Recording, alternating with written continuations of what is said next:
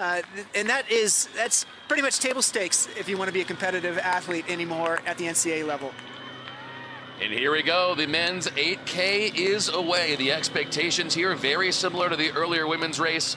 Number 11 Washington State has an elite 1-2 punch in Kipchoge and Karui, but Gonzaga could contend with a deep squad who races as a true unit. Portland back in contention. Josh, what has to go either the Pilots or Zags or anyone else's way to leapfrog the Cougs today? What needs to happen? Look, I think for the Zags, one of the things that they're going to have to make a decision, we talked about this a little bit earlier before we went to break, is that they're going to need to decide to let go of those top two Washington State Cougars. It's just not feasible for the Zags to try and turn themselves inside out to pick up maybe one, maybe two spots at the risk of losing so many others if they happen to blow up with that hot pace. So I think the Zags are going to decide, we're going to take a gamble. We got to beat Washington State's 3 through 5 and do it convincingly and have a little help from some other teams. Portland on the other side, I think they're going to need a little bit of divine intervention to win this race. So they've got one phenomenal athlete, but on the other side of that as well, I know Rob Connor's squad is always gamers, but they're going to need a lot to go in their favor to be able to take the title. They've won 35 in a row, or excuse me, 35 overall, but so that's saying something. They know how to win. I think they're just running up against an absolute juggernaut with the Cougars. And it's Washington State out front. You know Karui at home, you know Kipchoge, but Josh Mully placed 28th at the Natty Comb. Most programs would be thrilled to have one guy in the top 30 there. He could very well podium here today. Yeah, I think it's absolutely conceivable that it's going to be a 1-2-3 punch here. What's interesting to me as we look at this is, like, these guys are not messing around early on. And it's strung out single file. That means it is fast. They want on and off the course as quickly as possible. So they're not joking around. There's no team tactics here. They know what they're here to do, and they're here to win. And so whether you are Karui or whether you're Kipchoge, whomever you are from that Washington State crew, they know that their job is to perform individually. The one major difference is you take a third loop here at the course versus the 2 loops for the women's 6K. But it kind of changes the angle you come in at coming down the stretch here. So it is a third loop, but it's kind of a modified third loop. Yeah, it's a little bit of a tighter third loop. So it's 2 big 3K loops, and then you're going to throw on a 2K loop at the end. And what that does is it gives you a little bit of a sniff of the finish line before it takes you back out for one more punishing turn around the course. We'll start to see how this plays out right away with the first kilometer. And again, the results is showing 2:18 for the first K, and that just can't be right. 2:18 is phenomenally fast for an opening K, but they're definitely probably in the ballpark of that 250, 245 range quite easily as we start to see Karui out there in front. We're going to get another look as we get closer to these athletes to see what is going on with these Washington State athletes. It is 1 out in front and 2 and 3 running back behind. Now, this is interesting, though. It's Vincent Koech in third for Washington State. A lot of people thought it might be Mully who would be third. We'll see how this plays out, but that is already a really good sign for Washington State to have a deeper guy in the top 3. For sure. And I think if you're looking at Washington State athletes across the board, 1 through 5, the name that we haven't talked about that I really think is somebody who is going to play into their dominance here today is Cougs Stevens. Cougs Stevens is a sophomore. He's a transfer from Oregon and really kind of come into his own over the last couple of races and the last few weeks of workouts. Really gifted athlete. And I think could honestly, as Washington State's number 5, could be as good as most teams' number 3. So that is just something to keep a look at. As Stevens, bib number 306, starts to emerge as a real budding star for this 11th ranked Cougar team. Now you're wondering how are they 11th ranked in the country? You're looking at it. You're looking at interchangeable studs at the front, followed by even more studs right behind them who would dominate and be the top runner on any one of these West Coast Conference teams. Your early top 10 right now, it is Karui out front, followed by Kipchoge and Koech for Washington State. Cougars currently sweeping the early podium, 1, 2, 3. Jonas Price for the Portland Pilots in 4th. Gonzaga shows up in 5th with Logan Schwartz. Then Luca Manali from USF in 6th. Santa Clara has 7-8. Herbie Johnson for USF back in 9. And Gonzaga's Bryce Sirkinek in 10. This is starting to play out a little bit what we thought. Santa Clara taking an aggressive approach, looking a little bit better than they had at pre-nats, and that's no surprise that they're going to get them sorted out for this 8K race, given a couple of weeks and all. So we're going to keep an eye out on that next split. We're looking at the 2.5 kilometer split is going to be the way to go. We don't have anybody quite through there yet, but all 91 of our athletes through the 1K. And it is a Coug 1, 2, 3. Their fitness honed on those rolling, thundering hills of the Palouse, up and down, back and forth.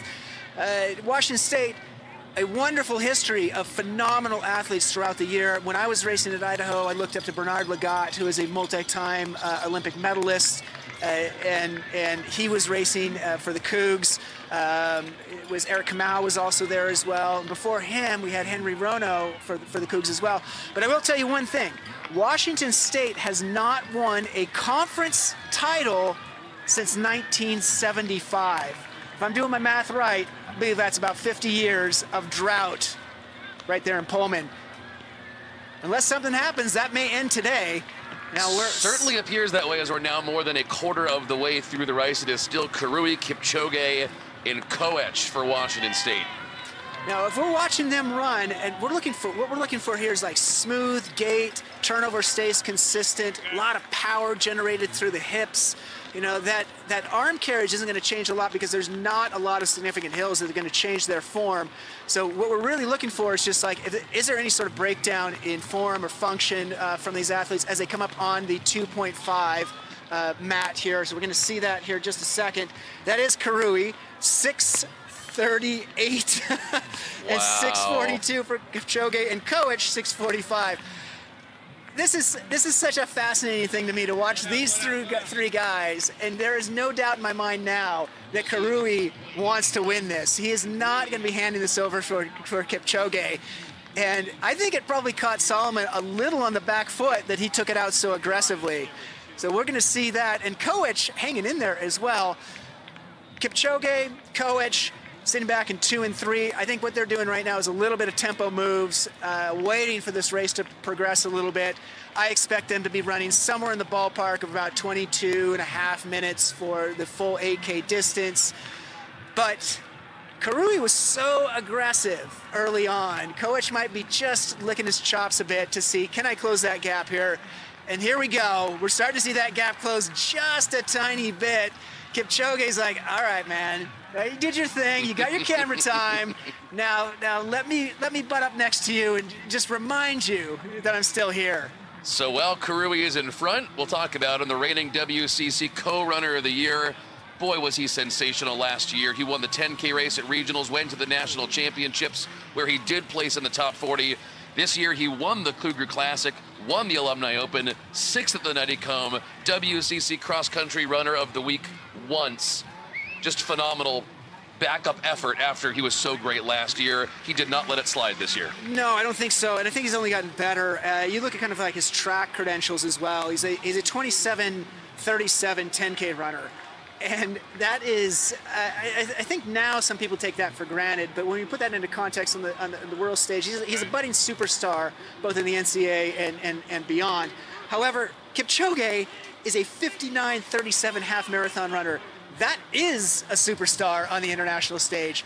So what we're seeing here is someone who is geared a bit more towards that 5K, really aggressive 3K, who can run a great 10K in Karui, and Kipchoge, who's like, the longer this thing drags on, the better I get. So he may be just measuring himself a little bit. Now we're taking a little bit of a look at the backside there of Jonas Price from Portland, who is a very good 10K runner in his own right, doing the right thing here and being patient. So I think this is a very, very smart move.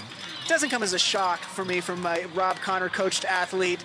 Just Rob's seen it all in the West Coast Conference. He's won it all.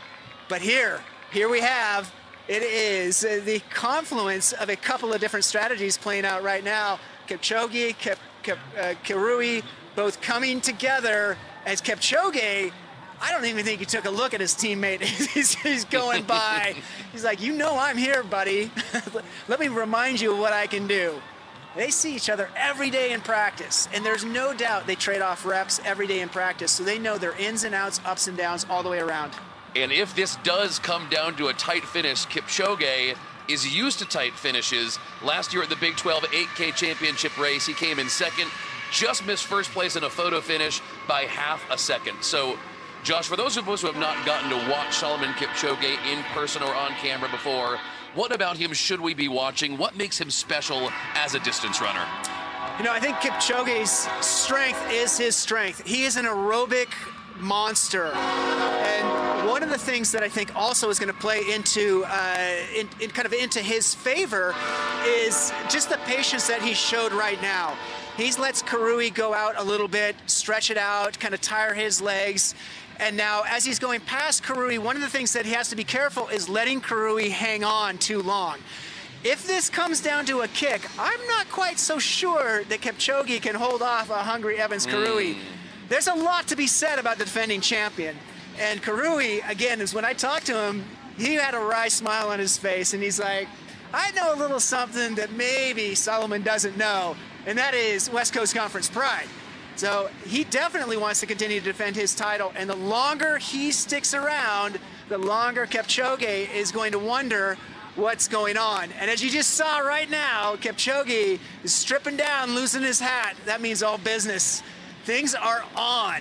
We're halfway through that race right now. We're about 11 minutes into it, maybe about 12 minutes coming up on the clock here.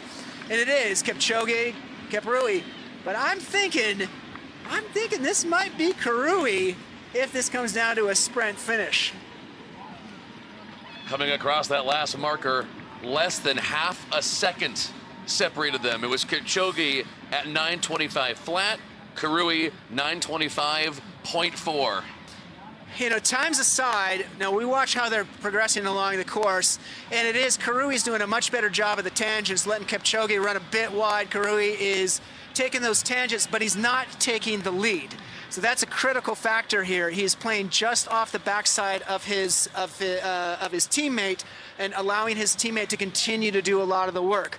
Now, if they were really truly running neck and neck, they would be side by side in this. But this is a tactical decision by Karui to stay just back of Kipchoge, trying to let him have a little bit of confidence that he's putting some damage into that, but knowing that he's ready to pounce. Now we're going to be coming up on that 5K mark here in probably a minute and change. We're at 13 minutes right here on the clock now.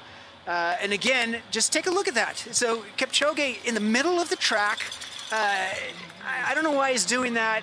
I think it's a little bit foolish. He could be spending some time actually following the lead vehicle. But Karui doing a much better cerebral approach to this as well. You know, I think that does that pay off in the end? Possibly. You know, running a few less steps, 10, 15 less meters, that can make the difference. All of these teams were out here a good portion of yesterday, late morning and early afternoon. For better or worse, this is a course that nobody has vast experience on. It's not like one of those courses down in Eugene or one of the famous golf courses you run cross-country events on. This is a first for everybody involved today, men's and women's. So really, they're not only paving the way with the times here, Josh, they're paving the way with how you should run this course for future athletes. Yeah, I think so. You know, and one of the things with this course is that there's not a lot of technical components to it, too. So this is a grip it and rip it kind of course. So when you run this for the first time, you're going to be excited about the speed that this course has on offer, but you're also going to be excited about a little bit of the turns that aren't so technical. You can see athletes in front of you. You can have an understanding of where you're at. So I think there is. I'm putting a pause because I'm looking at this 5K split. For crying out loud, they just went through 5K at 13:46. Wow. And that is a little bit jaw-dropping. Grip it and rip it indeed. Yeah, normally I'd be wondering the timing mats have got to be off, but we just saw the women go across those same timing mats, so it can't be off. 13:46 for 5K is insane. Absolutely insane. And then you're looking at Jonas Price going through there in 14:02. Vincent Koech, 14:09. 13:46. You'd be qualifying for the track regionals with 13:46. I had a chance to do that, so this is absolutely special. Not to mention, look who's also made a move as we cross that marker. Cougs Stevens for Washington State lands himself in 6th. So 4 of the 6 leading runners right now are Cougs, Kipchoge and Karui, 1 and 2, Koech at 4, currently Stevens in 6th. What a day. And I'm glad Cougs is making us look good, calling out his name a little bit earlier, but it comes as no surprise if you've been watching his progression throughout the last couple of weeks for sure. Logan Law slipped down 1 place into 8th place, but he is right there with his teammate just a few seconds back. And then we're looking at a few Portland athletes running extraordinarily well. What this is going to come down to is whether or not Melly can hold himself together for Washington State. I'm going to have to eat my words. Portland's having a wonderful run. Yes, they are, 2nd place. A huge surprise at the moment right now. So at the moment, Washington State leading, Portland in 2nd, Gonzaga in 3rd, and then a big fall off. Currently Gonzaga with 55 unofficial points at the moment. San Francisco in 4th at 128. So Portland and Gonzaga really dueling for 2 and 3. Yeah, and I had Portland as a distant 3rd in this, and apparently this is why they run the race. And what do I know? Pilot's running very, very well, surprising it. But that's what we'd love to see, a little drama on the course here today. Gosh, as we take another look just at what's playing out on the scoreboard, as most athletes are through 5K. It looks like Anthony Gage from Portland running very well. Trey Gannon in the top 10 for Portland. Both moving up very well. So that conservative approach that we talked about early on that Rob Connor was preaching to his pilots, I'm sure in the week leading up to this race, he's going to say, look, you know that Washington State is going to burn this course up with their top athletes. Your job is not to worry about them. Your job is to do your job as a pilot. And this means a lot to them. After 35 conference wins, they know what to do. Yeah, Portland is the legacy powerhouse of the WCC. Like I said, Josh, 35 men's conference championships. Last year's winner at the WCC's down in Lodi. They put 3 in the top 5 a year ago. They had 15 points separating them and 2nd place Gonzaga. This year, they've just been overshadowed by Wazoo and GU. Not the case today. Look where the pilots go. Yeah, and one of the things that kind of like surprises me about the pilots is like it's because they lost so much top-end talent. They had one of their best runners in the history of their program graduate, and to fill that spot is an extremely tall order. And so I think that the pilots' approach was like, we don't have to fill that top position. What we have to do is run with the talent that we have, and we're seeing them do exactly that today. So kudos to the Grape Crush for getting things done out on the course today. So that is Solomon Kipchoge coming across the last marker, had a lead against Karui, and he maintains it, but it is still Wazoo in 1, 2, 4, and 6. All right, and Kipchoge is making me look a little bit ridiculous now, having to put down the hammer with Karui, doing a wonderful job, a 9-second buffer at this point. But hey, that's what makes it fun to watch. We're seeing Kipchoge now starting to turn the screws even more. Karui a bit further back as they cross 6K. Vincent Koech also in there. Cougs Stevens closing the gap to Koech. If they are able to bridge the gap and run these last couple of kilometers together, I think that's gonna bode very, very well for both of those athletes. And Melly, their 5th place score, Josephat Melly, just running right now with Cougs Stevens. So that is a phenomenal top 5. That is right around 25 points, maybe a little bit under at this point. It's going to be a big day for their head coach, Wayne Phillips, if things hold up this way over the next couple of minutes. You'll be interviewing him in a couple minutes here, Josh. What a day for the Cougs. Yeah, that's right. So Mr. Phipps and I go way, way back, but it is great to see him kind of guide and shepherd this squad of superstars into what could be Washington State's first conference title in exactly 50 years.